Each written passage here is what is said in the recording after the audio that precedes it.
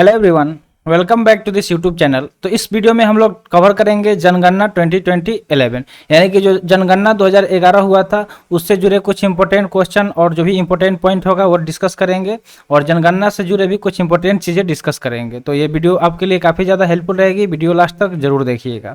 तो चलिए देखते हैं, यहाँ से शुरू करते हैं। सबसे पहले यहाँ पे दिया गया है कि भारत में पहली जनगणना की शुरुआत, मतलब अगर क्वेश्चन ये भी आ सकता है कि भारत में सबसे पहली बार जनगणना कब हुआ था। ठीक है, यानी कि जनगणना का शुरुआत कब हुआ था, तो 1872 ईस्वी में हुआ था। ठीक है, किसके कार्यकाल में, तो लॉर्ड मेयो के कार्यकाल में। ठीक है, लॉर्ड मेयो के कार्यकाल में जनगणना को शुरू किया गया था। जनगणना में क्या होता है कि काउंटिंग किया जाता है कि कितने जन मतलब क्या होता है कि लोग, और गणना यानी कि उनका काउंटिंग किया जाता है, गिनती किया जाता है कि कितने लोग हैं। ठीक है, तो कब शुरू किया गया था भारत में पहली बार, तो 1872 में किया गया था। और किसके कार्यकाल में हुआ था, तो लॉर्ड मेयो के कार्यकाल में हुआ था। अगला दिया गया है कि देश में नियमित जनगणना की शुरुआत 1881 लॉर्ड रिपन के कार्यकाल में। यानी कि अगर पूछा जाए कि नियमित जनगणना कब से इसको नियमित तौर पे करना शुरू कर दिया गया था, तो 1881 से। ठीक है, 1881 में शुरू किया गया था। किसके टाइम में, तो लॉर्ड रिपन के टाइम में। लॉर्ड रिपन के टाइम में किया गया था। ठीक है, ये लॉर्ड रिपन हो गए, लॉर्ड रिपन के टाइम में किया गया था। ये सारे पॉइंट नोट करते चलिएगा। थर्ड दिया गया है कि स्वतंत्र भारत की पहली जनगणना, तो जब हमारा भारत आज़ाद हुआ उसके बाद से पहली बार जनगणना कब हुआ था, तो 1951 में हुआ था। ठीक है, 1951 में। 1947 में हमारा देश आज़ाद हुआ था। 1950 में हमारे देश में गणतंत्र लागू हुआ था और जस्ट उसके एक साल बाद यानी कि 1951 में स्वतंत्र भारत की पहली जनगणना हुई थी। जनगणना का महाविभाजक वर्ष, यानी कि महाविभाजक वर्ष पूछा जाएगा कि कौन सा है जनगणना का, तो 1921 है। कौन सा है, 1921 है, ये आपको याद रखना है। जनगणना का लघु विभाजक, ये महाविभाजक हो गया। अगर लघु विभाजक की बात करें तो वो कौन सा है, तो 1951 है। क्या कौन सा है, 1951 क्या है, लघु विभाजक है। और महाविभाजक 1921 है। ठीक है, सारे पॉइंट जो भी यहाँ पे हम बता रहे हैं सबको नोट करते चलिएगा। आगे देखते हैं। ठीक है, आगे दिया गया है कि जनगणना की अवधि, तो ये भी पूछा जाता है सवाल कि जनगणना पर कितने साल पे किया जाता है। ठीक है, इसका ड्यूरेशन क्या है, तो प्रत्येक 10 साल पर। ठीक है, प्रत्येक 10 साल पे जनगणना किया जाता है। 2011 में हुआ था, उसके बाद 2021 में होना था। लेकिन आपको भी पता है कि 20 और 21, ठीक है, जो 2020 और 21 था उस टाइम क्या था, कोविड का टाइम चल रहा था, तो कोविड की वजह से जनगणना रुक गया। ठीक है, जनगणना रुक गया। तो एक करेंट का क्वेश्चन हम आपसे पूछते हैं, करेंट अफेयर्स का क्वेश्चन, कि अभी जातीय जनगणना किस राज्य में हुआ। ठीक है, जातीय जनगणना किस राज्य में हुआ, क्वेश्चन आपके लिए है, करंट अफेयर्स का क्वेश्चन है। कमेंट सेक्शन में जरूर बताइएगा कि जातीय जनगणना कहाँ पे हुआ है अभी। ठीक है, किस राज्य में हुआ है। तो अवधि पता चल गया कि कितना होता है, तो प्रत्येक 10 साल पे जनगणना किया जाता है। तो 2011 के बाद 21 में नहीं होने का वजह भी आपको बता दिए। अब यहाँ पे देखते हैं नेक्स्ट पॉइंट। नेक्स्ट दिया गया है कि जनसंख्या का अध्ययन, यानी कि जनसंख्या का जो अध्ययन होता है, study of counting, study of census बोल सकते हैं। ठीक है, या फिर पॉपुलेशन का जो अध्ययन हम लोग करते हैं उसको डेमोग्राफी बोलते हैं। क्या बोलते हैं, डेमोग्राफी बोलते हैं। 2011 की जनगणना का क्रम, तो जो 2011 में जनगणना हुआ उसका क्रम देखिए, तो देश की 15वीं तथा स्वतंत्र भारत की 7वीं। तो देश का 15वां जनगणना था। जो 2011 में जनगणना हुआ था वो देश का 15वां जनगणना हुआ था। ठीक है, और स्वतंत्र भारत का 7वां। तो जब स्वतंत्र भारत का पहला जनगणना अभी ऊपर बताया तो वहाँ से आप जोड़ लीजिए। ठीक है, तो 2011 वाला क्या था, 7वां जनगणना था स्वतंत्र भारत का। 2011 की जनगणना का आदर्श वाक्य, तो आपको पता ही है कि आदर्श वाक्य भी दिया जाता है जब कुछ होता है। तो हमारी जनगणना हमारा भविष्य, ये क्या था, आदर्श वाक्य था। ठीक है, हमारी जनगणना हमारा भविष्य।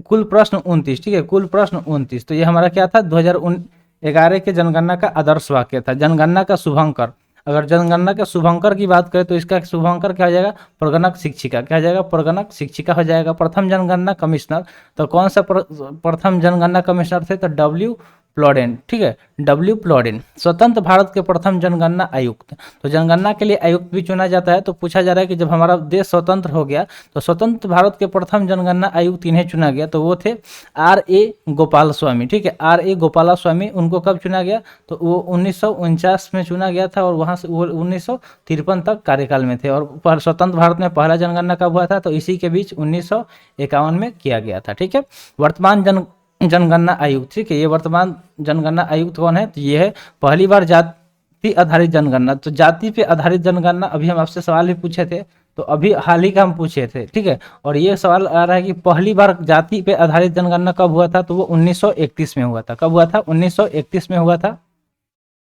विश्व जनसंख्या दिवस, ठीक है। अब क्वेश्चन जनगणना का हो रहा था तो जनसंख्या पे आ जाते हैं। तो जनसंख्या दिवस कब मनाया जाता है? तो प्रत्येक साल 11 जुलाई को विश्व जनसंख्या दिवस मनाया जाता है, ठीक है। प्रत्येक साल 11 जुलाई को विश्व जनसंख्या दिवस मनाया जाता है। कुल जनसंख्या देखिए लगभग इतना है, कुल जनसंख्या कितना है? लगभग इतना है। अभी तो इससे ज़्यादा भी बढ़ गया।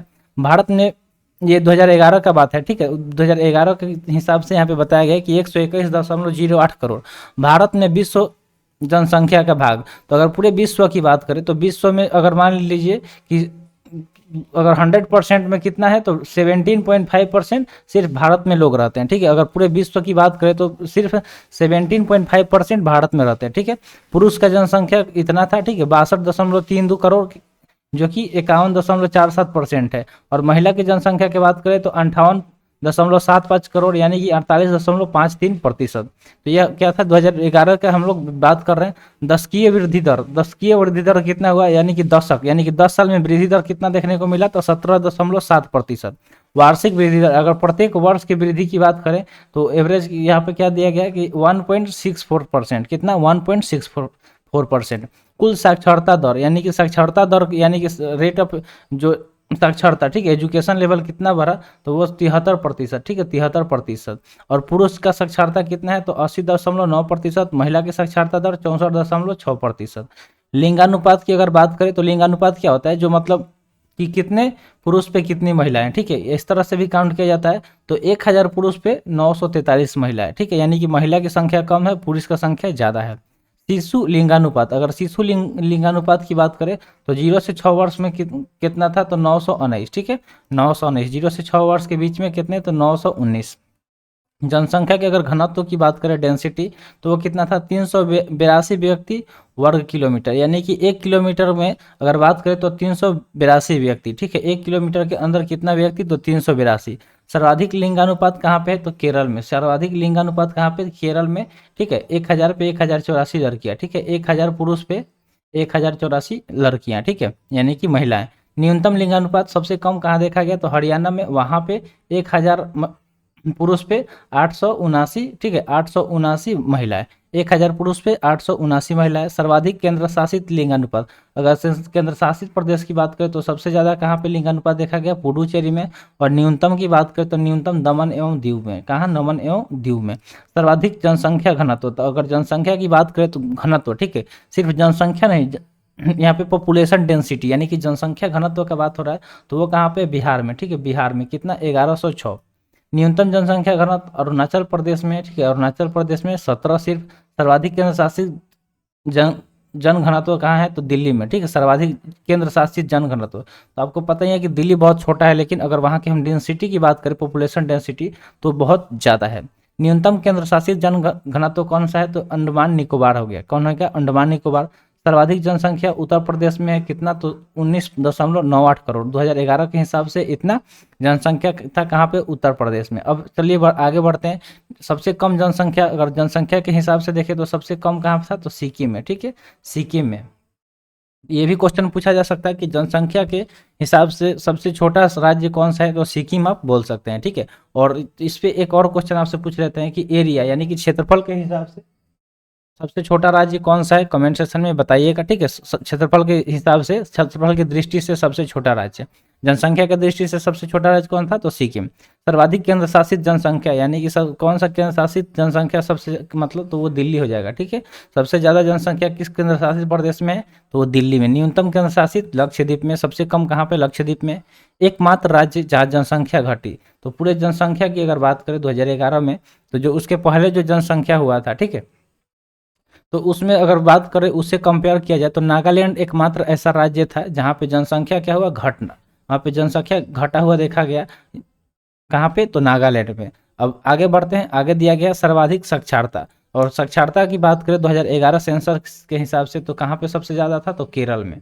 सबसे ज़्यादा पढ़े लिखे लोग कहाँ पे पाए गए? केरल में। कितना? 94%। मात्र 6% लोग यहाँ पे अनपढ़ है, बाकी सब लोग क्या है? साक्षर, यानी कि पढ़े लिए लिखे। न्यूनतम साक्षरता बिहार में देखा गया, ठीक है, न्यूनतम साक्षरता बिहार में देखा गया, यानी कि सबसे ज़्यादा अनपढ़ लोग कहाँ पे पाए जाते हैं? तो बिहार में। लेकिन एक इसके पीछे फैक्ट और भी है कि अगर यहाँ पे जो भी पढ़ता लिखता है वो जरूर आगे बढ़ता है। जैसे यूपीएससी का रिजल्ट आप जब देखिएगा तो वहाँ पे बिहार का बोलबाला होता है, ठीक है। बिहार वाले का बोलबाला कहाँ पे होता है, तो यूपीएससी में होता है, एसएससी एग्जाम में भी होता है। तो जो भी मेन एग्जाम होता है वहाँ पे टॉपर्स के लिस्ट में बिहार वाले जरूर आगे होते हैं। न्यूनतम महिला साक्षरता भी बिहार में ही है, ठीक है। न्यूनतम महिला, सबसे कम महिला का साक्षर कहाँ पे है, तो बिहार में कितना है, तो 51.5%। कितना है, 51.5%। सर्वाधिक केंद्र शासित साक्षरता, यानी कि कौन सा ऐसा केंद्र शासित प्रदेश है जहाँ सबसे साक्षर लोग हैं, यानी कि पढ़े लिखे, तो लक्षद्वीप है। और सबसे कम पढ़े लिखे किस केंद्र शासित प्रदेश में है, तो दादर एवं नागर हवेली, दादर एवं नगर हवेली। आगे बढ़ते हैं। आगे यहाँ पे दिया गया अधिक जनसंख्या जिला, यानी कि कौन सा ऐसा जिला है, ठीक है, भारत में जहाँ पे सबसे ज्यादा क्या है, जनसंख्या है, तो वह थाने, महाराष्ट्र। थाने पिछला अगर आप सेशन देखे होंगे फर्स्ट सेशन, तो वहाँ पे थाने, एक थाने वर्ड जो था वहाँ पे आया था टॉपिक में, ठीक है। तो थाने किस लिए आया था बताइएगा जरा। चलिए हम आपको याद दिलवाते हैं कि थाने किस लिए यूज किए थे। तो जब पहला रेल चला था, ठीक है, जो पहला रेल चला था वो चला था, ठीक है, थाने में ही चला था, ठीक है। थाने से चला था, मुंबई से थाने, ठीक है। कितना किलोमीटर, 34 किलोमीटर चला था। तो कमेंट सेशन में बस इतना बता दीजिए कि कौन सा सन में चला था और किसके कार्यकाल में चला था। तो इस तरह देखिए, जो भी पीछे का अगर हम बात किए हुए टॉपिक आएगा तो उससे सवाल भी पूछेंगे, आप कमेंट सेक्शन में कमेंट भी करिएगा। इससे क्या होगा कि इंटरेक्शन बना रहेगा, आपको भी मजा आएगा, मुझे भी मजा आएगा। तो चलिए आगे बढ़ते हैं। कम जनसंख्या वाला जिला, यानी कि कौन सा जिला जहाँ सबसे कम जनसंख्या देखा गया, तो दिबांग घाटी अरुणाचल प्रदेश में, ठीक है। ये सबसे ईस्टर्न पार्ट है इंडिया का, अरुणाचल प्रदेश, ठीक है। अधिक जिलों वाला राज्य, तो वह कौन सा राज्य जहाँ सबसे ज़्यादा जिला है, तो वह है उत्तर प्रदेश। कितना जिला है यहाँ पे, 75 जिला। अब तो बढ़ भी गया होगा इसका जिला, ये 2011 का बात हो रहा था। तो आई होप आपको सारे जो भी यहाँ पे क्वेश्चन और फैक्ट्स बताया गया आपको समझ में आ गया होगा। तो आज के लिए इतना ही, मिलते हैं फिर अगले वीडियो में। अगला हम लोग टॉपिक क्या कवर करेंगे पहले देख लेते हैं, ठीक है, बता देते हैं ताकि आप प्रिपेयर होकर आइएगा। तो अगला जो हमारा टॉपिक रहेगा, अभी तो जनसंख्या हम लोग कवर कर लिए हैं, आगे हम लोग सौरमंडल से रिलेटेड डिस्कस करेंगे, ठीक है। सौरमंडल के बारे में डिस्कशन होगा अगला जो भी लेक्चर आएगा उसमें। तो आप थोड़ा सा प्रिपेयर होके आइएगा, जो भी चीज़ होगा आप पढ़ के आइएगा, अदरवाइज बाकी तो हम लोग यहाँ पे डिस्कस करेंगे ही। तो मिलते हैं फिर अगले वीडियो में। थैंक्स फॉर वॉचिंग, जय हिंद।